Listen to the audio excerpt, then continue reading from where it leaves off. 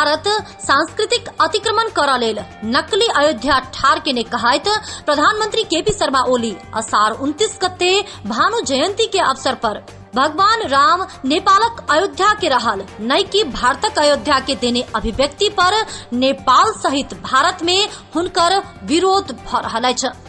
भारतक मध्य प्रदेश के इंदौर में कंप्यूटर बाबा के अगुवाई में प्रदर्शन भेल अछि। ओ सब प्रधानमंत्री केपी शर्मा ओली के पुतला संग दुर्व्यवहार तथा दहन केने अछि। नेपालक प्रधानमंत्री अपन अभिव्यक्ति के लेल यदि माफी नहीं मांगता तो जतेक नेपाली भारत में रह रहल अछि हुनका सब के भारत से भगा देबा के कंप्यूटर बाबा चेतावनी देने अछि।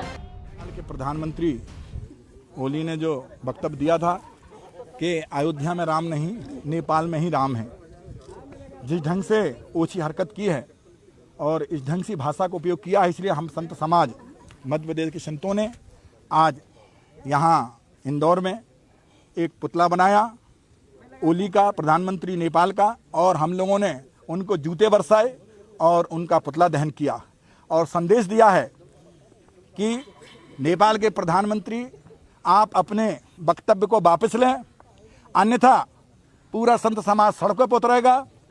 और यदि आपने अपनी बात को नहीं कहा कि अयोध्या में ही राम है तो जितने नेपाली हैं मध्य भारत में सारे नेपालियों को खदेड़ दिया जाएगा, नेपाल भेजा जाएगा। यहाँ रोटी खा रहे हैं, यहाँ कमा रहे हैं और बात नेपाल की कर रहे हैं। अब हमें लगता है नेपाल के प्रधानमंत्री के पीछे चीन खड़ा हुआ है। इसलिए मैं आपके माध्यम से, मीडिया के माध्यम से कहना चाहूँगा कि नेपाल के प्रधानमंत्री अपने वक्तव्य को वापस लो, अन्यथा पूरा संत समाज भारत का एक साथ होकर सड़कों पर उतरेगा और एक भी नेपालियों के यहाँ रहने नहीं दिया जाएगा, सबको खदेड़ा जाएगा। अन्यथा अपने शब्दों को वापस ले और संत समाज से और भारत के लोगों से माफी मांगे। प्रधानमंत्री ओली के भगवान राम प्रति के अभिव्यक्ति से भारतक संत समाज खिसियाल अछि। यही हुआ और इस समय जहाँ रामलला विराजमान है, मुख्य अयोध्या रामलाल जहाँ पैदा हुए हैं मुख्य वही है। सबका विचार अलग अलग होता है, लेकिन जहाँ सरयू मैया जहाँ हैं और राम जी जहाँ हैं, अयोध्या वही है।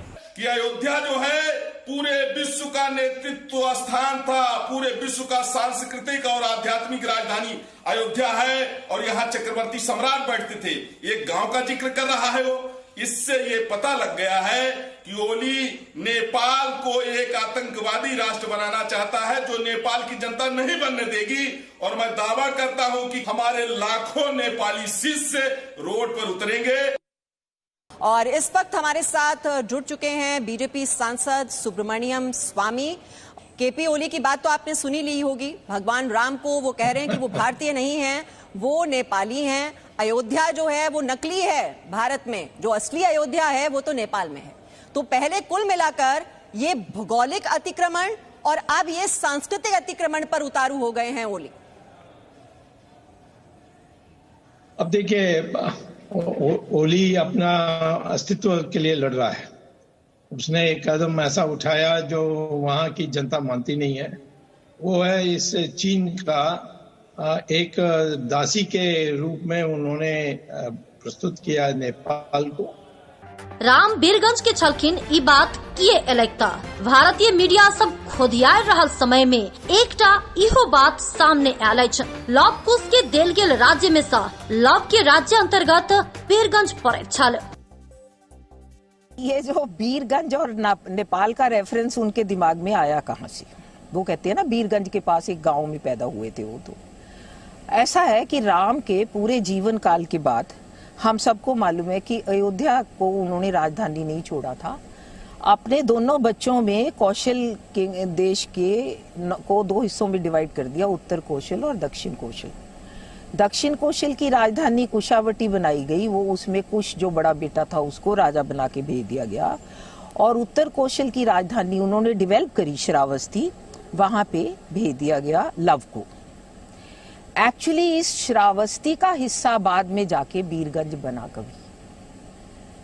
तो किसी ने बड़ी आस्था के साथ ये कहा होगा कि देखिए राम के पुत्र लव ने जहां से राज किया, उस श्रावस्ती का हिस्सा नेपाल का वीरगंज भी था। ओली की इसकिया प्रसारण के ने जी न्यूज नेपाल में बैन रहल समय में अपन कार्यक्रम ताल ठोक के में नेकपा नेता के संगक ओली के अयोध्या कांड में बातचीत के क्रम में आय राम नेपालक अयोध्या के छै कहा वाला ओली काल माता सबरी खोने बैर के मोमो संग तुलना नहीं कर देत कही का कटाक्ष केलक। मैं कह रहा हूँ ना, कल आज प्रधानमंत्री ओली जी ने कह दिया कि प्रभु श्री राम जो है जिस अयोध्या में पैदा हुए वो अयोध्या जो है वो तो नेपाल में है और प्रभु श्री राम नेपाली नागरिक है। कल को वो कह देंगे कि माता शबरी ने जो प्रभु श्री राम को बेर खिलाए थे वो बेर नहीं थे, मोमोज थे। अब हम उसको भी साबित करते रह जाएंगे। ये तो काल्पनिक चीजें हैं। अही बीच भगवान राम के सासुर जनकपुर धामक साधु संत तथा युवा सब प्रधानमंत्री ओली के विरोध में बुध दिन प्रदर्शन केने छल।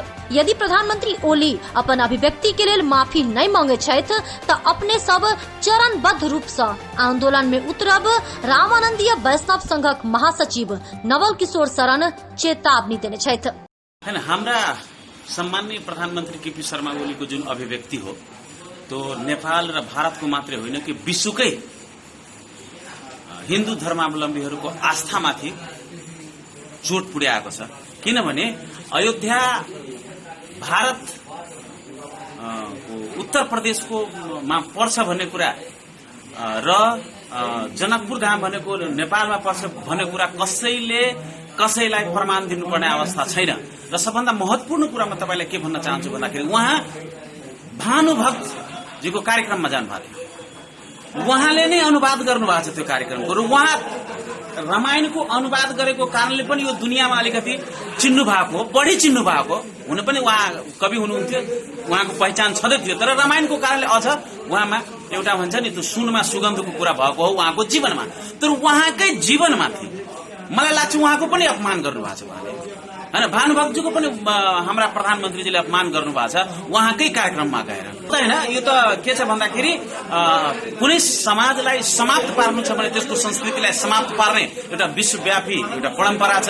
त्यही हिन्दू सनातन धर्मको या मिथिला र अयोध्याको जुन सम्बन्ध छ त्यो सम्बन्धमाथि चोट पुर्याइएको छ, त्यो संस्कृतिमाथि चोट पुर्याएको छ।